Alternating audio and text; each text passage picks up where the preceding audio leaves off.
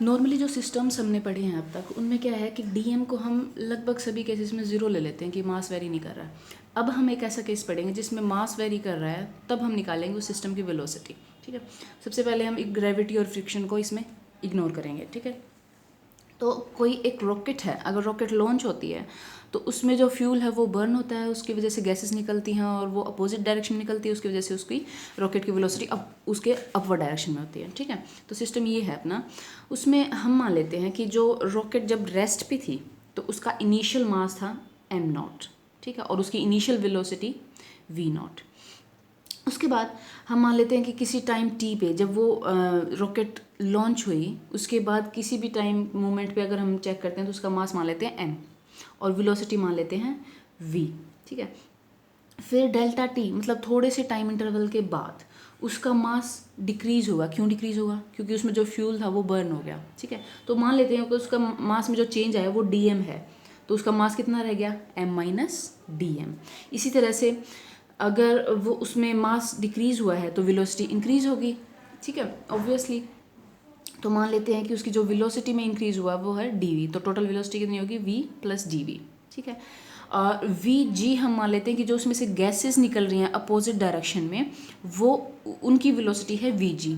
ठीक है, इसकी जब हम इसको यूज़ करेंगे तो नेगेटिव साइन यूज़ करेंगे इसके आगे, क्योंकि velocity of gases is opposite to the velocity of rocket.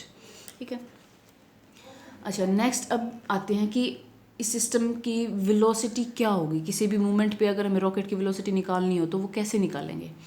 सबसे पहले हम यूज़ करेंगे कंजर्वेशन ऑफ लीनियर मोमेंटम। मतलब किसी एक आइसोलेटेड और क्लोज सिस्टम का लीनियर मोमेंटम हमेशा कंजर्व रहता है। किसी एक मोमेंट पे देख लो या 10 सेकंड 20 सेकंड या 1 घंटे बाद देख लो, उस दोनों सिचुएशंस में जो लीनियर मोमेंटम होगा वो इक्वल होगा। ठीक है, तो हम ले लेते हैं कि एक तो हमने टी टाइम का लीनियर मोमेंटम देखा और एक T plus delta T time का लीनियर मोमेंटम देखा। तो according to conservation law of linear momentum ये दोनों मोमेंटम्स एक होने चाहिए, लीनियर मोमेंटम इक्वल होने चाहिए। तो टी टाइम पे कितना लीनियर मोमेंटम होगा? लीनियर मोमेंटम क्या होता है? p is equals to M V. ठीक है, तो टी टाइम पे मास कितना था? m, वेलोसिटी कितनी थी? v, तो लीनियर मोमेंटम कितना हुआ? M V. ठीक है, और उसी तरीके से अगर हम निकाल लें कि M T plus D T, इस टाइम पे मास कितना था? m माइनस डी एम, क्योंकि छोटे से टाइम इंटरवल में कुछ गैसेस निकल गई थी, फ्यूल बर्न हो गया था, तो टोटल मास जो है रॉकेट का वो कुछ हद तक डिक्रीज़ हुआ। कितना डिक्रीज़ हुआ? D M. तो टोटल मास कितना बचा? m minus D M, m minus D M.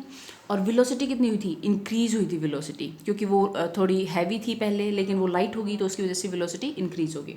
तो वेलोसिटी हुई v प्लस डी वी। ठीक है, और इस सिस्टम में और भी एक चीज़ है, गैसेस जो एग्जॉस्ट हो रही हैं वो, उन गैसेस का भी तो लीनियर मोमेंटम लेंगे ना, टोटल लीनियर मोमेंटम लेना। जब वो रेस्ट पे थी तब तो गैसेस थी ही नहीं, तो सिर्फ और सिर्फ रॉकेट का लीनियर मोमेंटम लिया। अब दोनों का लेना पड़ेगा। तो गैसेस जो इवोल्व हो रही हैं वो वीजी वेलोसिटी से निकल रही हैं, और वो वीजी वेलोसिटी जो है वो अपोजिट है direction of movement of rocket के, तो वीजी माइनस का होगा। और उनका मास कितना है? डी टी टाइम में कितना मास डिक्रीज हुआ था? डीएम मास डिक्रीज हुआ था ना, और वो मास गया कहाँ? गैसेस की फॉर्म में। तो गैसेस का मास कितना हुआ? डीएम। तो दो लीनियर मोमेंटम हमने इक्वेट कर लिया। अब इस इक्वेशन को सोल्व करेंगे। यहाँ से m को अंदर मल्टीप्लाई करेंगे, m multiply by V, M V, m multiply by D V, M D V, D M multiply by V, V D M. इसी तरह से पूरी इक्वेशन को सोल्व कर लेंगे। अगर डी एम और डी वी को हम बहुत छोटा मानते हैं और इनको इग्नोर करते हैं तो हमारे पास ये वाली टर्म ज़ीरो हो जाएगी, और एम वी से एम वी कैंसिल हो रहा है। यहाँ पे बचा क्या है? M D V, V D M, V G D M. ठीक है, अब एक बात देखो, वी जी क्या है? गैसेस की velocity with respect to earth. ठीक है, लेकिन हमें विद रिस्पेक्ट टू, जब वो अर्थ से दूर चली जाएगी, ग्रेविटी से बाहर हो जाएगी, तो ग्रेविटी से बाहर हो जाएगी तब तो वेलोसिटी अलग होगी। हम क्या मेजर करेंगे कि velocity of gases with respect to rocket कितनी है। ठीक है, तो वो कितनी होगी? जब हम विद रिस्पेक्ट टू वर्ड आ जाता है, दो वेलोसिटीज़ जब निकालते हैं, तो एक बॉडी की वेलोसिटी इस तरफ है, एक बॉडी की वेलोसिटी इस तरफ है, तो हम डायरेक्टली उनको माइनस कर देते हैं। तो रॉकेट इस तरफ ऊपर की साइड जा रही है और गैसेस नीचे की साइड जा रही है, तो हम दोनों को माइनस कर देंगे। तो क्या होगा? v माइनस का वी जी। ठीक है, तो ये क्या हो जाएगा, v प्लस वी जी हो जाएगा।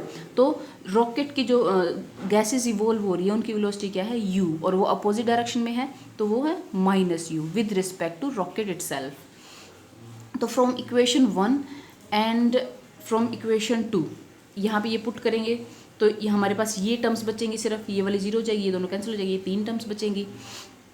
और जब ये वी जी की जगह पे -u वाली टर्म यूज़ करेंगे v प्लस वी जी की जगह पे, तो यहाँ पे -u dm आ जाएगा। तो dv is equals to -u dm/m आ गया। ठीक है, उसके बाद अगर टाइम 0 लेते हैं तो उस टाइम पे मास कितना था m0, वेलोसिटी कितनी थी v0। और अगर किसी टाइम t पे हम देखते हैं तो मास कितना है m और वेलोसिटी कितनी है v। तो इस तरह से अगर t 0 से लेके टाइम t तक अगर हम वेरी करवाते हैं उस इक्वेशन को तो दोनों तरफ इंटीग्रेशन हो जाएगा। और कहाँ से कहाँ तक वेरी होगा, dv 0 से v0 से v तक, और मास कहाँ से कहाँ तक वेरी होगा, m0 से m तक। तो दोनों तरफ इंटीग्रेट करके जब सोल्व करेंगे तो ये हमारे पास इक्वेशन आ जाएगी ये। ठीक है, और ये इक्वेशन क्या बताती है, velocity of rocket at any time t, usually initial velocity of rocket is equals to 0। तो यहाँ पे v0 को हम 0